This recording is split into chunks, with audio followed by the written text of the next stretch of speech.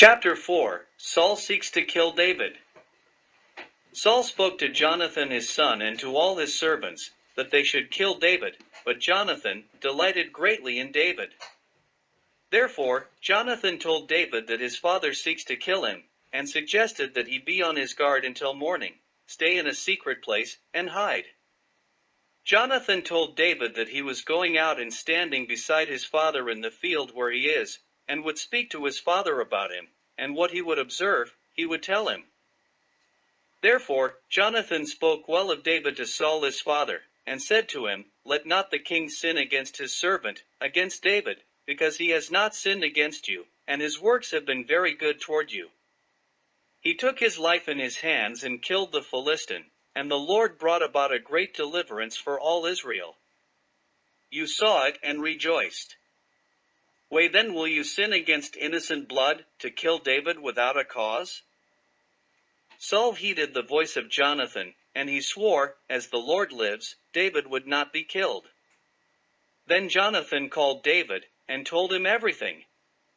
Jonathan brought David to Saul, and he was in his presence as in times past. 1 Samuel 19 verses 1 to 7. There was war again, and David went out and fought with the Philistines, and struck them with a mighty blow, and they fled from him. Now the distressing spirit from the Lord came upon Saul as he sat in his house with his spear in his hand. David was playing music. Then Saul sought again to pin David to the wall with the spear, but David slipped away from Saul's presence, and Saul drove the spear into the wall. David fled and escaped that night. Saul also sent messengers to David's house to watch him and to kill him when morning came. Michal, David's wife, told him, saying, If you do not save your life tonight, tomorrow you will be killed. Therefore, Michal let David down through a window. He fled and escaped. Michal took an image and laid it in the bed, put a cover of goat's hair for his head, and covered it with clothes. When Saul sent messengers to take David, Michal said, He is sick. Then Saul sent the messengers back to see David, saying, Bring him up to me in the bed, that I may kill him. In addition, when the messengers had come in, there was the image in the bed, with a cover of goat's hair for his head. Then Saul said to Michal, Why have you deceived me like this, and sent my enemy away, so that he has escaped? Michal answered Saul, He said to me, Let me go. Why should I kill you? David fled and went to Samuel at Ramah, and told him all that Saul had done to him. Then he and Samuel went and stayed in Naioth. Saul was told to take note, David was at Naioth in Ramah. Then Saul sent messengers to take David. Moreover, when they saw the group of prophets prophesying, and Samuel standing as leader over them, the Spirit of God came upon the messengers of Saul, and they prophesied. When Saul was told, he sent other messengers, and they prophesied likewise. Then Saul sent messengers again the third time, and they prophesied. Then he also went to Ramah, and came to the great well that is at Sechu.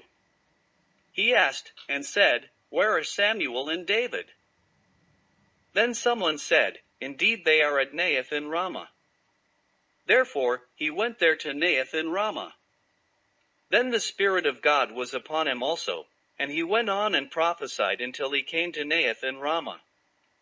He stripped off his clothes and prophesied before Samuel in like manner, and lay down naked all that day and all that night.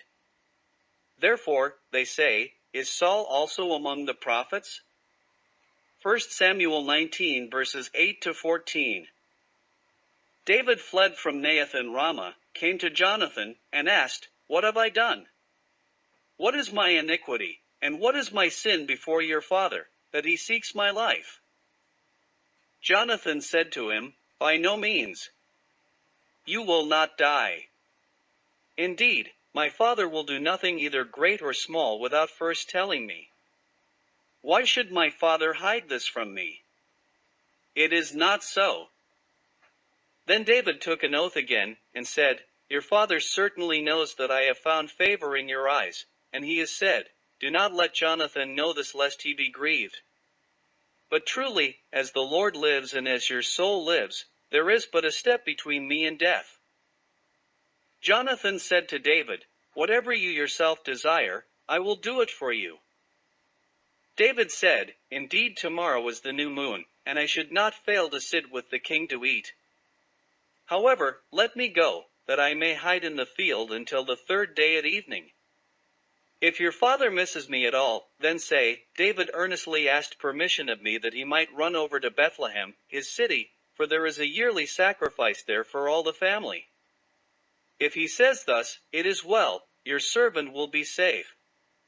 However, if he is very angry, be sure that he determines evil. Therefore, you should deal kindly with your servant, for you have brought your servant into a covenant of the Lord with you.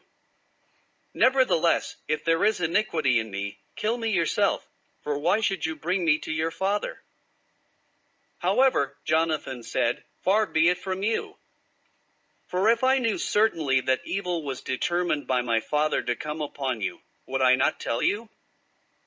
Then David said to Jonathan, "Who will tell me? Or what if your father answers you roughly?" Jonathan said to David, "Come, let us go out into the field." Therefore, both of them went out into the field. Then Jonathan said to David, "The Lord God of Israel is witness. I will sound out my father sometime tomorrow, or the third day. Indeed, there is good toward you, and if I do not send to tell you, may the Lord do so and much more to me. However, if it pleases my father to do you evil, then I will report it to you and send you away, that you may go in safety. The Lord will be with you as he has been with my father. Then you will not only show me the kindness of the Lord while I still live, that I may not die, but you will not cut off the kindness from my house forever, no, not when the Lord has cut off every one of your enemies from the face of the earth." Therefore, Jonathan made a covenant with the house of David, saying, "Let the Lord require it at the hand of David's enemies." Now Jonathan again caused David to vow, because he loved him, for he loved him as he loved his own soul. Then Jonathan said to David, "Tomorrow is the new moon, and you will be missed, because your seat will be empty. When you have stayed 3 days, go down quickly and come to the place where you hid on the day of the deed, and remain by the stone Ezel. Then I will shoot 3 arrows to the side, as though I shot at a target, and there I will send a lad, saying, 'Go, and find the arrows.' If I expressly say to the lad, 'Look, the arrows are on this side of you, get them and come,' then, as the Lord lives, there is safety for you and no harm.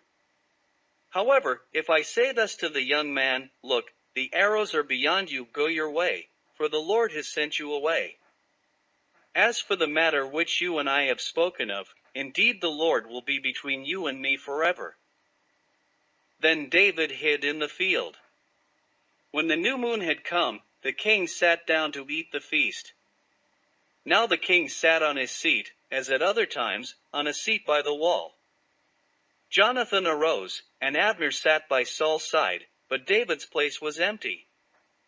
Nevertheless, Saul did not say anything that day, for he thought, "Something has happened to him, he is unclean, surely he is unclean."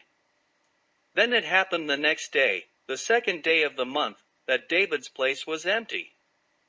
Saul said to Jonathan his son, "Why has the son of Jesse not come to eat, either yesterday or today?" Therefore, Jonathan answered Saul, "David earnestly asked permission of me to go to Bethlehem. He said, 'Please let me go, for our family has a sacrifice in the city, and my brother has commanded me to be there. Now, if I have found favor in your eyes, please let me get away and see my brothers.' Therefore, he has not come to the king's table." Then Saul's anger war aroused against Jonathan, and he said to him, "You son of a perverse, rebellious woman. Do I not know that you have chosen the son of Jesse to your own shame and the shame of your mother's nakedness? As long as the son of Jesse lives on the earth, you will not be established, nor your kingdom. Now therefore, send and bring him to me, for he will surely die." Jonathan answered Saul his father, and said to him, "Why should he be killed? What has he done?" Then Saul cast a spear at him to kill him, by which Jonathan knew that it was determined by his father to kill David. So Jonathan arose from the table in fierce anger, and ate no food the second day of the month, for he was grieved for David, because his father had treated him shamefully. 1 Samuel 20 verses 16 to 34. Therefore it was in the morning that Jonathan went out into the field at the time appointed with David, and a little lad was with him. Then he said to his lad, Now run, and find the arrows which I shoot. As the lad ran, he shot an arrow beyond him. When the lad had come to the place where the arrow was which Jonathan had shot, Jonathan cried out after the lad, Make haste, hurry, and do not delay. Therefore Jonathan's lad gathered up the arrows and came back to his master. However, the lad did not know anything. Only Jonathan and David knew of the matter. Then Jonathan gave his weapons to his lad, and said to him, Go, and carry them to the city. As soon as the lad had gone, David arose from a place toward the south, fell on his face to the ground and bowed down 3 times. Then they kissed one another, and they wept together, but David more so. Then Jonathan said to David, Go in peace, since we have both sworn in the name of the Lord, saying, May the Lord be between you and me, and between your descendants and my descendants, forever. Therefore David arose and departed, and Jonathan went into the city. 1 Samuel 20 verses 35 to 42. David escaped to Gath. David came to Nob, a priestly community. After Shiloh was destroyed, the tabernacle was placed here. David came to Abimelech the priest. Abimelech was afraid when he met David, and said to him, Why are you alone, and no one with you? Therefore David said to him, The king has ordered me on some business, and said to me, Do not let anyone know anything about the business on which I send you, or what I have commanded you. 1 Samuel 21 verses 1 and 2. However, David had deceived Ahimelech by an untruth, that he was on a secret mission for King Saul, and this lie would cause Ahimelech and his household of 85 priests to be murdered by the hands of Doeg, the Edomite, who was set over the servants of Saul. David went on to say, I have directed my young men to such and such a place. Now therefore, what have you on hand? Give me 5 loaves of bread in my hand, or whatever can be found. The priest answered David and said, There is no common bread on hand, but there is holy bread, if the young men have at least kept themselves from women. Then David answered the priest, and said to him, Truly, women have been kept from us about 3 days since I came out. Therefore, the vessels of the young men are holy, and the bread is in effect common, even though it was consecrated in the vessel this day. Therefore, the priest gave David holy bread, for there was no bread there but the showbread, which had been taken from before the Lord, in order to put hot bread in its place on the day when it was taken away. 1 Samuel 21 verses 3 to 6. A certain man of the servants of Saul was there that day, detained before the Lord. His name was Doeg, an Edomite, the chief of the herdsmen who belonged to Saul. David said to Ahimelech, Is there not here on hand a spear or a sword? For I have brought neither my sword nor my weapons with me, because the king's business requires haste. Therefore the priest said, The sword of Goliath the Philistine, whom you killed in the valley of Elah, there it is, and wrapped in a cloth behind the ephod. If you will take that, take it, for there is no other except that one here. David said, There is none like it, give it to me. 1 Samuel 21 verses 7 to 9. Then David arose and fled that day from before Saul, and went to Achish the king of Gath, one of the 5 major cities of the Philistines. The servants of Achish said to him, Is this not David the king of the land? Did they not sing of him to one another in dances, saying, Saul has slain his thousands, and David his 10,000s? Now David took these words to heart, and was very much afraid of Achish the king of Gath. Therefore he changed his behavior before them, pretended madness in their hands, scratched on the doors of the gate, and let his saliva fall down on his beard. Then Achish said to his servants, "Look, you see the man is insane. Why have you brought him to me? Have I need of madmen that you have brought this fellow to play the madman in my presence? Should this fellow come into my house?" Saul murders the priests and people of Nob. David departed from Gath and escaped to the cave of Adullam. Therefore, when his brothers and all his father's house heard it, they went down there to him. In addition, everyone who was in distress, everyone who was in debt, and everyone who was discontented gathered to him. Therefore, he became captain over them. There were about 400 men with him. Then David went from there to Mizpah of Moab, and he said to the king of Moab, "Please let my father and mother come here with you, until I know what God will do for me." Therefore, he brought them before the king of Moab, and they dwelt with him all the time that David was in the stronghold. Now the prophet Gad said to David, "Do not stay in the stronghold, depart and go to the land of Judah." Therefore, David departed and went into the forest of Hereth. When Saul heard that David and the men who were with him had been discovered, now Saul was staying in Gibeah under a tamarisk tree in Ramah, with his spear in his hand, and all his servants standing about him. Then Saul said to his servants who stood about him, "Hear now, you Benjamites. Will the son of Jesse give every one of you fields and vineyards, and make you all captains of thousands and captains of hundreds? All of you have conspired against me, and there is no one who reveals to me that my son has made a covenant with the son of Jesse, and there is no one of you who is sorry for me or reveals to me that my son has stirred up my servant against me, to lie in wait, as it is this day." Ahimelech answered the king and said, "Who among all your servants is as faithful as David, who is the king's son-in-law, who goes at your bidding, and is honorable in your house? Did I then begin to inquire of God for him? Far be it from me. Let not the king impute anything to his servant, or to any in the house of my father, for your servant knew nothing of all this, little or much." Saul said, "You will surely die, Ahimelech, you and your entire father's house." Then the king said to the guards who stood about him, "Turn and kill the priests of the Lord, because their hand also is with David, and because they knew when he fled and did not tell it to me." However, the servants of the king would not lift their hands to strike the priests of the Lord. The king said to Dog, "You turn and kill the priest." Therefore, Dog the Edomite turned and struck the priests, and killed on that day 85 men who wore a linen ephod. Also, Nob, the city of the priests, he struck with the edge of the sword, both men and women, children and nursing infants, oxen and donkeys and sheep, with the edge of the sword. 1 Samuel 22 verses 1 to 19. It was easy for Dog the Edomite to kill the priest of God, for he did not fear the Lord as Saul's servants. They would not lift their hands to kill the priests of the Lord. Now one of the sons of Ahimelech, named Abiathar, escaped and fled after David. Then Abiathar told David that Saul had killed the Lord's priests.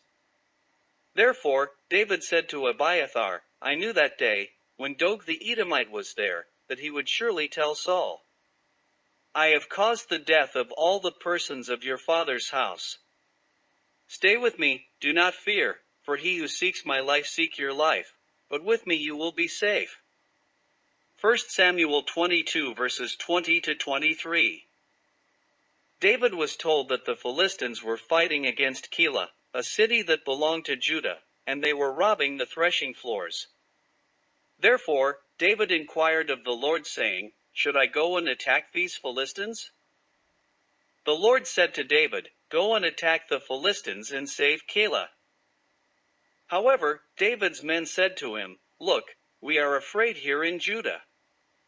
How much more than if we go to Keilah against the armies of the Philistines?"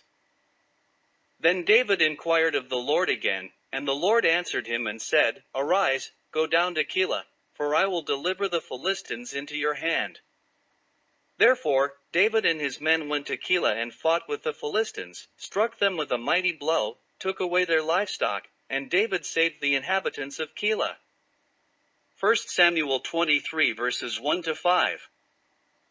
When Abiathar, the son of Ahimelech, fled to David at Keilah, he went down with an ephod in his hand. Saul was told that David had gone to Keilah. Therefore Saul said, God has delivered him into my hand, for he has shut himself in by entering a town that has gates and bars. Then Saul called all the people together for war, to go down to Keilah to besiege David and his men. When David knew that Saul plotted evil against him, he said to Abiathar the priest, Bring the ephod here. Then David said, O Lord God of Israel, your servant has certainly heard that Saul seeks to come to Keilah to destroy the city for my sake. Will the men of Keilah deliver me into his hand? Will Saul come down, as your servant has heard? O Lord God of Israel, I pray, tell your servant. The Lord said, He will come down. Then David said, Will the men of Keilah deliver me and my men into the hand of Saul? The Lord said, They will deliver you. Therefore David and his men, about 600, left Keilah and went wherever they could go. Then it was told Saul that David had escaped from Keilah, so he halted the expedition. 1 Samuel 23 verses 6-13. David stayed in strongholds in the wilderness and remained in the mountains in the wilderness of Ziph, a barren region that had many ravines and caves, located about 4 miles southeast of Hebron. Saul sought David every day, but God did not deliver him into his hand. David was in the wilderness of Ziph in a forest. Then Jonathan, Saul's son, went to David in the woods and strengthened his hand in God. He said to him, Do not fear, for the hand of Saul my father will not find you. You will be king over Israel, and I will be next to you. Even my father Saul knows that. There the two of them made a covenant before the Lord, and David stayed in the woods, and Jonathan went to his own house. 1 Samuel 23 verses 14-18. Then the Ziphites came up to Saul at Gibeah, saying, Is David not hiding with us in strongholds in the woods, in the hill of Hachilah, which is on the south of Jeshimon? Now therefore, O king, come down according to all the desire of your soul to come down, and our part will be to deliver him into the king's hand. Saul said, Blessed are you of the Lord, for you having compassion on me. Please go and find out for sure, and see the place where his hideout is, and who has seen him there. For I am told he is very crafty. See therefore, and take knowledge of all the lurking places where he hides, and come back to me with certainty, and I will go with you. It will be if he is in the land, I will search for him throughout all the clans of Judah. Therefore they went to Ziph before Saul. However, David and his men were in the wilderness of Maon, in the plain on the south of Jeshimon. When Saul and his men went to seek him, they told David.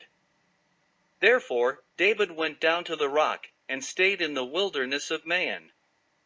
When Saul heard that, he pursued David in the wilderness of Maon. Then Saul went on one side of the mountain, and David and his men on the other side of the mountain. Therefore David made haste to get away from Saul, for Saul and his men were encircling David and his men to take them.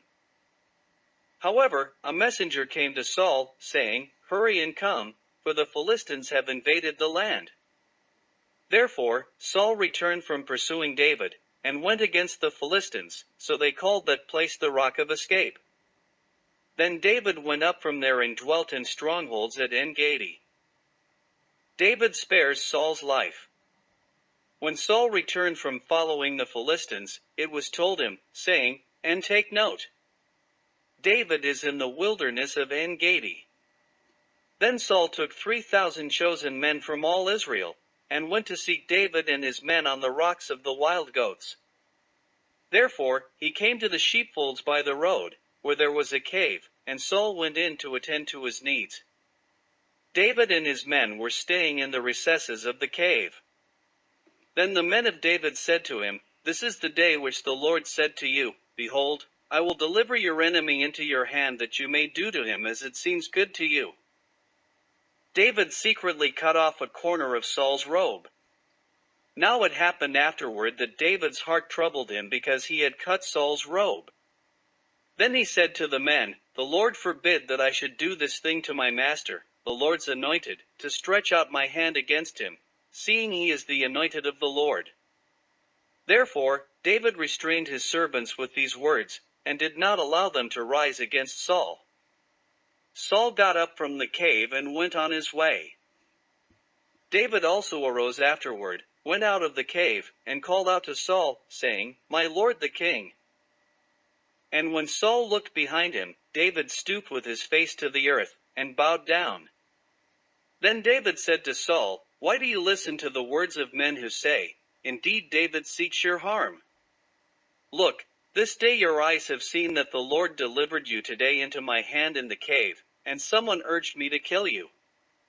However, I spared you, and I said, I will not kill you, no, and see that there is neither evil nor rebellion in my hand, and I have not sinned against you. Yet you hunt my life to take it. Let the Lord judge between you and me, and let the Lord avenge me on you. However, my hand will not be against you. As the proverb of the ancients says, wickedness proceeds from the wicked. However, my hand will not be against you. After whom has the king of Israel come out? Whom do you pursue? A dead dog? A flea? Therefore, let the Lord be judge, and judge between you and me, and see and plead my case, and deliver me out of your hand. It was when David had finished speaking these words to Saul, that Saul said, Is this your voice, my son David? Then Saul lifted up his voice and wept. Then he said to David, You are more righteous than I, for you have rewarded me with good, whereas I have rewarded you with evil. Therefore, you have shown this day how you have dealt well with me, that when the Lord delivered me into your hand, you did not kill me. For if a man finds his enemy, will he let him get away safely? Therefore, may the Lord reward you with good for what you have done to me this day. Now I know indeed that you will surely be king, and that the kingdom of Israel will be established in your hand. Now, swear now to me by the Lord that you will not cut off my descendants after me, and that you will not destroy my name from my father's house. Therefore, David swore to Saul. Then Saul went home, but David and his men went up to the stronghold. 1 Samuel 24 verses 1 to 22. David spares Saul's life a second time. Saul was at Gibeah, and the Ziphites came to him saying, David is hiding in the hill of Hachilah, opposite Jeshimon. Then Saul arose and went down to the wilderness of Ziph, having 3,000 chosen men of Israel with him, to seek David in the wilderness of Ziph. Saul encamped in the hill of Hachilah, which is opposite Jeshimon, by the road. However, David stayed in the wilderness, and he saw that Saul came after him into the wilderness. David therefore sent spies, and understood that Saul had indeed come. Therefore, David arose and came to the place where Saul had encamped. David saw the place where Saul lay, and Abner the commander of his army. Now Saul lay within the camp, with the people encamped all around him. Then David answered, and said to Ahimelech the Hittite and to Abishai the brother of Joab, saying, Who will go down with me to Saul in the camp? Abishai said, I will go down with you. Therefore, David and Abishai came to the people by night, and there Saul lay sleeping within the camp, with his spear stuck in the ground by his head. Abner and the people lay all around him. Then Abishai said to David, God has delivered your enemy into your hand this day.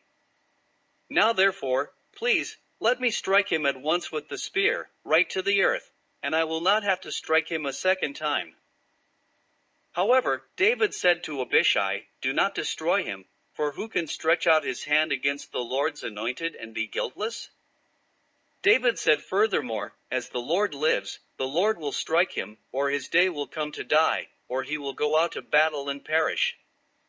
The Lord forbids that I should stretch out my hand against the Lord's anointed. But please, take now the spear and the jug of water that are by his head, and let us go." David took the spear and the jug of water by Saul's head, and they got away, and no man saw or knew it or awoke, for they were all asleep, because a deep sleep from the Lord had fallen on them. 1 Samuel 26 verses 1 to 12. Now David went over to the other side, and stood on the top of a hill afar off, a great distance between them. Then David called out to the people and to Abner, saying, "Do you not answer, Abner?" Abner answered and said, "Who are you, calling out to the king?" David said to Abner, "Are you not a man? And who is like you in Israel? Why then have you not guarded your lord the king? One of the people came in to destroy your lord the king. This thing that you have done is not good. As the Lord lives, you deserve to die, because you have not guarded your master, the Lord's anointed. Now see where the king's spear is, and the jug of water that was by his head." Then Saul knew David's voice, and he said, "Is that your voice, my son David?" David said, "It is my voice, my lord, O king." Then he said, "Why does my lord pursue his servant? For what have I done, or what evil is in my hand? Now therefore, please, let my lord the king hear the words of his servant. If the Lord has stirred you up against me, let him accept an offering. However, if it is the children of men, may they be cursed before the Lord, for they have driven me out this day from sharing in the inheritance of the Lord, saying, 'Go, and serve other gods.' So now, do not let my blood fall to the earth before the face of the Lord, for the king of Israel has come out to seek a flea, as when one hunts a partridge in the mountains." Then Saul said, "I have sinned. Return, my son David, for I will harm you no more, because my life was precious in your eyes this day. Indeed, I have played the fool and erred exceedingly." David answered and said, "Here is the king's spear. Let one of the young men come over and get it. May the Lord repay every man for his righteousness and faithfulness, for the Lord delivered you into my hand today, but I would not stretch out my hand against the Lord's anointed. Indeed, as your life was valued much this day in my eyes, so let my life be valued much in the eyes of the Lord, and let him deliver me out of all tribulation." Then Saul said to David, "May you be blessed, my son David, you will do great things and still prevail." Therefore David went on his way, and Saul returned to his place. 1 Samuel 26 verses 13 to 25. Thank you for listening to Chapter 4 of the book The Kings of Israel from the book series It's All About Worship and To Whom You Worship by Doris N. Whaley Smith. The complete book in whole can be purchased on Amazon.com.